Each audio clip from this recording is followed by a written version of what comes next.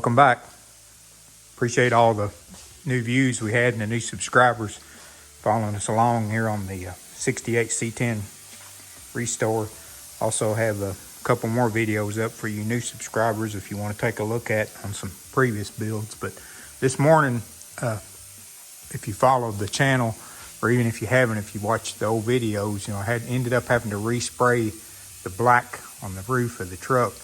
And after some misfortune that I had, but the big push this morning is to try to get this top wet sanded and ready to buff. And what I'm using on this is a DA with 1,000 grit paper and a foam, what I call an interference pad. It's a 3/8 foam pad that you can still keep the DA flat, but it doesn't let you bear down on creases and rounded spots. So if you're sanding on curves, it's a little more forgiving, and it just makes it a little easier, and you're not cutting as much material. But what we're shooting for on this is to get all of the orange peel out and down to just a smooth surface.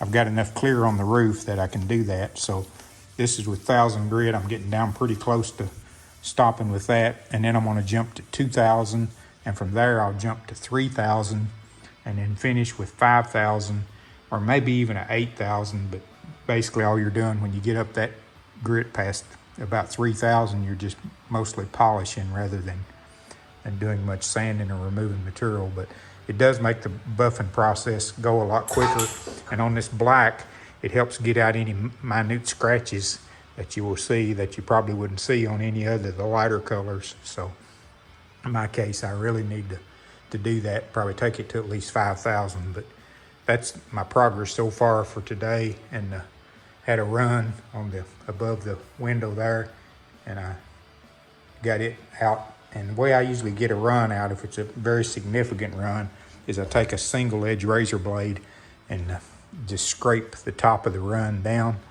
and then use some 1,000 grit by hand. I try not to machine sand it, but I left a little bit of it here so you can still see what I've got.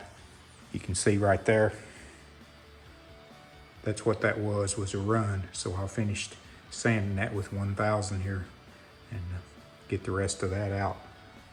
But it's looking pretty good, just a slow process. I try not to get in any hurry when I get to the wet sanding part, because you know, you can easily cut through if you don't watch what you're doing. And I definitely don't want to do that after having to repaint it once already. So, but that's where I'm at so far. So I'm going to continue on sanding. I may be able to show you in this video the final buff job on it. I hope I can. Still got quite a bit of work to do on it to get it to where it needs to be ready for buffing. But I'll keep on continuing working on it, and hopefully by the end of this video you're seeing now, I'll be able to show you the finished product on the roof. I want to show you the pieces that I got for the 68 C10 to recess the side marker lights back in the fenders and the bed sides. I actually found these on eBay. The guy was making them and selling them. Pretty good piece, not cheap, but pretty good piece. And they just actually cut out the pocket that you have and weld these in from the back side of the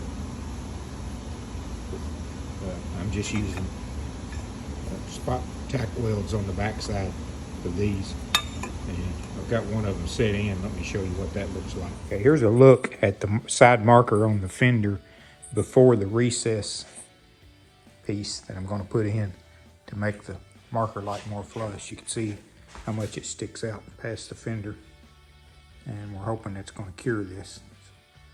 Let's look at it now. I'll get the piece put in there, and then we'll take the back side of it. Just put some little bit of a Bondo over the welds there, and let me show you what the front side looks like. There's the front side. Still got to do a little more blocking on it, put a little more filler in it and sanding, but get the general idea. And it actually, that's the marker light set back in there. I'll show you that in another clip. Here's a look of a rough finish on this one. Just blocked across it a couple times there and set the tail light back in it, or the marker light back in it, so you get an idea. I can look at the recess part. You can see there, Get down here and look at the light. It's almost flush with the fender now. The only thing that's really sticking out is just these chrome strips that's there.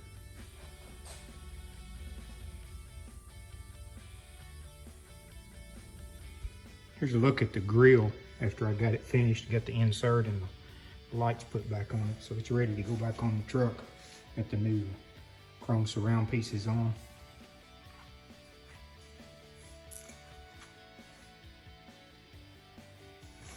The black in the back, the insert part. So that's all ready to install back on the truck when I get the rest of the truck finished.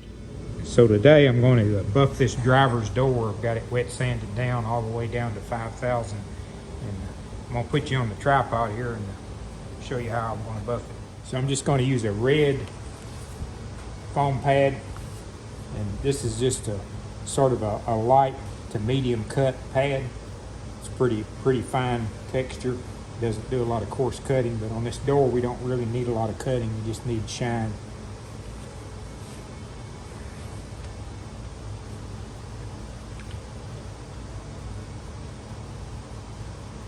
Just put some compound like so on the pad.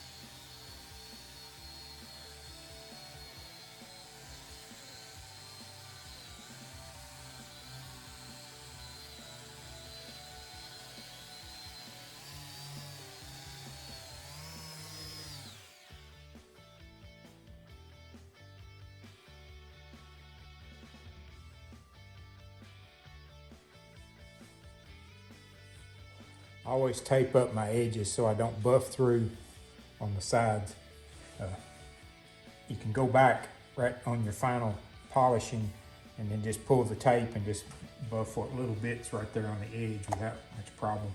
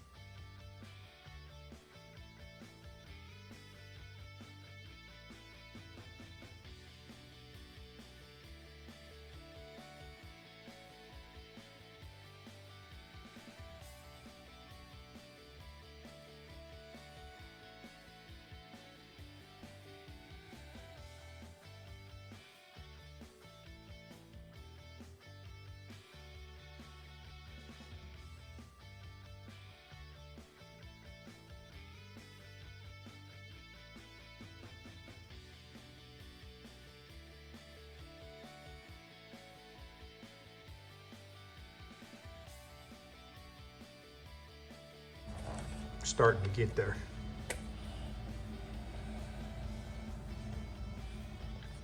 All right, now I'm going to go on to the number 2 polishing compound. Probably won't improve the shine much, but it'll take any minute scratches out that's in the red, which in turn may make it shine a little better, but we'll see. But I'm just using 3M series, and that was the number 1 compound, and I'm going to go to the number 2, which is just a polishing compound.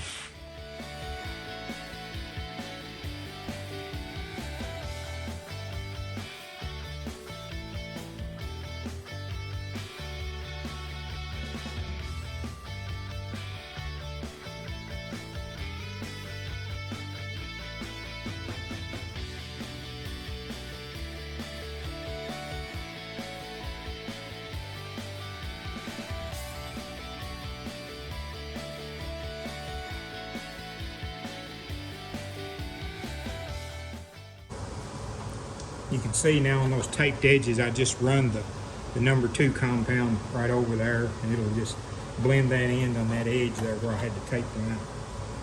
Really not much need of using compound on them edges, because that's where you're going to burn through or fall through the base, or the clear is on a sharp edge like that. That's why I always keep it taped up. And when I do move the pad across it, even on polishing, I just go over it real lightly and then back.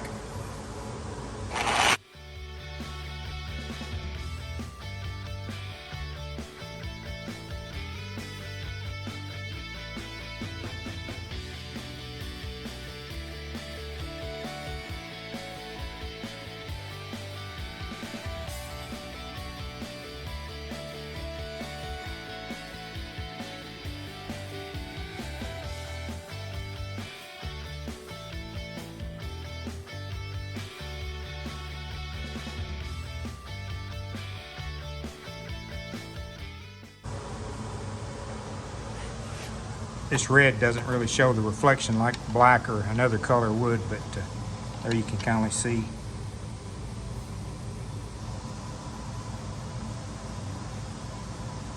What we have.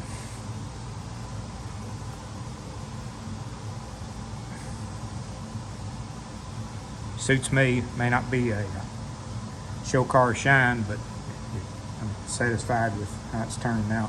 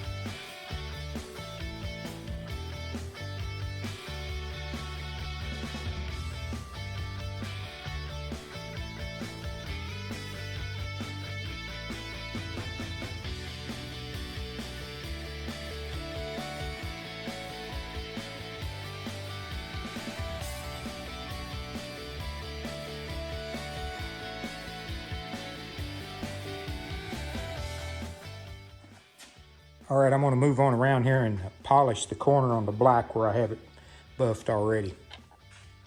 Again, we're using number 2 compound foam pad.